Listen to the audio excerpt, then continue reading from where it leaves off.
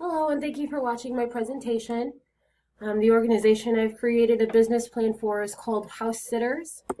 Our concept is to provide convenient in-home pet care services at a lower rate than traditional pet hotel or boarding services. We also would offer additional services such as airport transportation, pet training, dog walking, or overnight stay based on package deals. We believe that homeowners have the right to enjoy their vacation and that your vacation costs enough already. So we strive to offer the service you need for a price that you love. We also believe that our sitters are the foundation of our organization. So we'll constantly invest in training to keep skills current and accurate and provide promotions and advancements based on merit and tenure. We believe that the way we take care of our customers impacts the community that we live in, providing neighbors with peace of mind while they go out of town. Will foster a sense of safety and trust among one another. Some strengths for our organization would be that we provide specialized in-home care for homeowners who are going out of town at a reduced cost. This is also a safety benefit as it maintains the illusion that the homeowner is at home, which reduces risks of break-ins, vandalism, and theft. Weakness would be that a majority of our expenditures would go to employee recruitment, vetting, and onboarding. And then the training as well will be very costly. This can be a major drawback if the organization experiences periods of high employee turnover. An opportunity for the firm would be to expand from St. Louis to become a statewide competitor or a nationwide competitor. And a threat would be that there are already established companies such as Rover.com and Care.com that are nationally recognizable brand already. So we were targeting homeowners, business people, frequent travelers, or anybody who's got pets with special needs or that are not mobile. Again, our competition is going to be found in Rover, Care, and Wag.com, but we will be better than the competitor by streamlining the purchase process.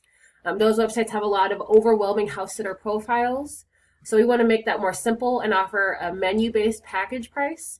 That way our consumers can elect to have the type of pets that they need care for the duration of care and the specific type of care necessary.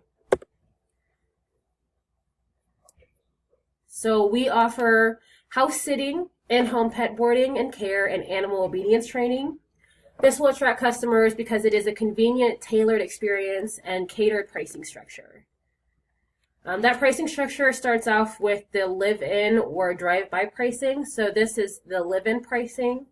Each pricing will have a per system, so per cat or dog. If you have any rabbits, turtles, birds, anything like that, that also is at a per tank or cage requirement. And then for your drive-by pricing, those are the same per pricing, but at a reduced cost. If you need to add anything onto your reservation, you certainly can. So if you need a ride to or from the airport or train station, that is an additional thing you can add on.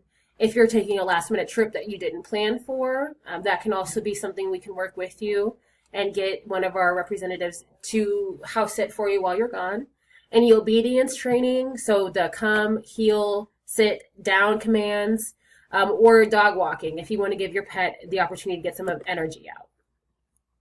So how our consumer will go through the order process is that they will visit our website or application after setting up a user profile. They'll first enter in their dates and then select if they prefer the live-in or the drive-by pricing set. That will take them to the menu page where they'll input the number of animals and for their type and any add-ons that they would need. There'll also be an open text box for the consumer to enter in any specific instructions, requests, and special dietary requirements for a representative to keep on file. The next screen will prompt them to establish an appointment for our representative to come by the home and do an in-home consultation, exchange keys, again, go over any special needs or requirements that the homeowner may have. The final step, of course, would be payment. So the consumer will provide a credit card, which will be rated for 50% of the reservation immediately. And then the final remaining balance would be owed once the homeowner returns. Cancellations are offered to the consumer with terms and restrictions.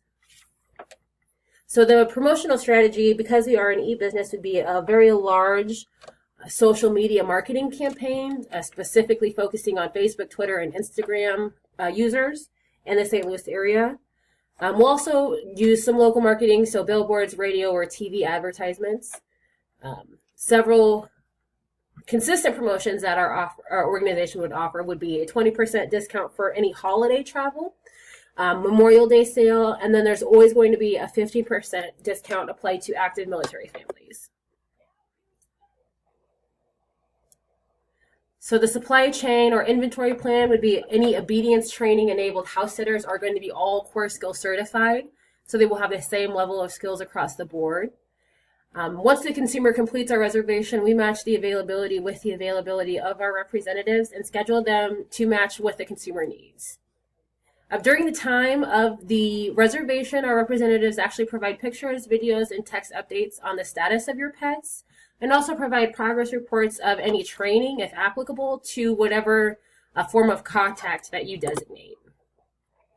We do have some small inventory or facility requirements. Mostly we need a 1,200 square foot office space for a small business office headquarters and to be used as the main training area. But really most of the service or facility requirements would rely on the consumer to supply, as it is an in-home service.